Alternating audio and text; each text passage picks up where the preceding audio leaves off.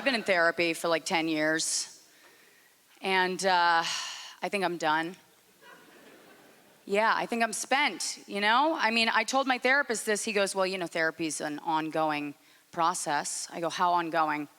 He goes, it's lifelong. I was like, well, that's convenient.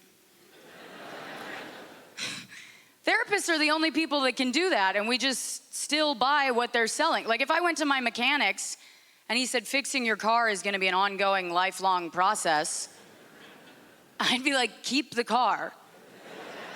I'm gonna walk for the rest of my life. Yeah, I mean, I know there's faster ways to do it, like ayahuasca.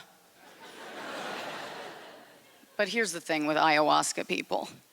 They're always like, it's 10 years of therapy in one night. I'm like, cool, that sounds like a fucking nightmare.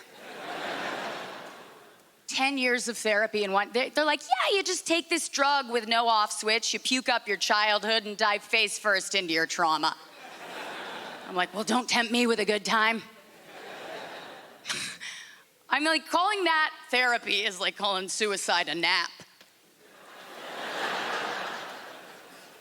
So I told my therapist, I was like, I'm done. He goes, what do you think, you just fixed it all? He's like, I see this like small Italian man in Brooklyn because I know he can keep secrets.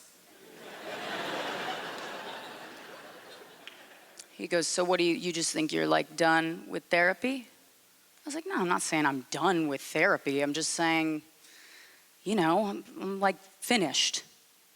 Like I'm done working on myself. It's enough already. I'm like, you know, like when you start making cookies and then halfway through, you're like, this is just gonna be a weird cake.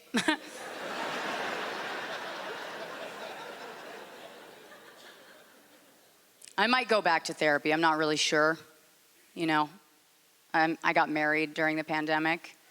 And, you know, my husband, he's a very sweet person. He's a very good person. I'm not.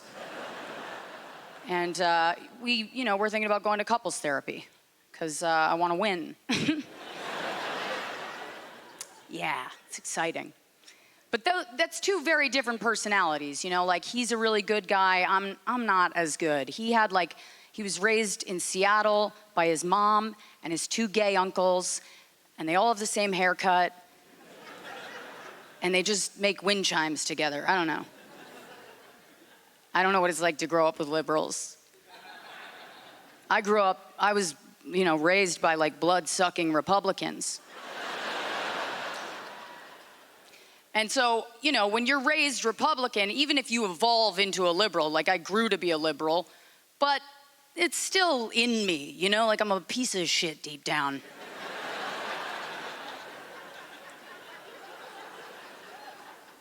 So we were in the car in rush hour traffic in New York City. And if you haven't been to New York City during rush hour, you just picture the last scene from Braveheart, okay?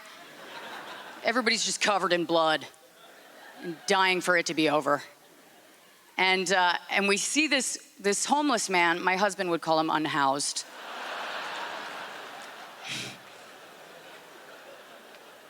Which, can I just for a second? Here's the thing, is like, I know someone with a roof made that up.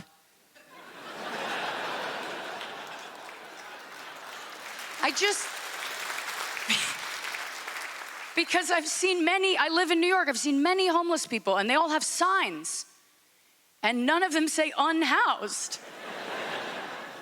I want to meet the bitch that goes up to the homeless guy and goes, excuse me, it's unhoused, that's offensive.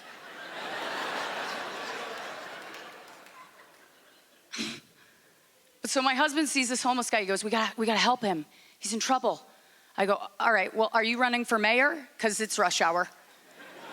He goes, babe, we gotta help him. So he rushes over to help this man who's in the middle of a nap. And leaves me to answer to all the angry New Yorkers who are now storming our car, banging on the windows, spewing hate speech that I can't say on Canadian TV. So I roll down the window, panicking. I just go, that's his dad.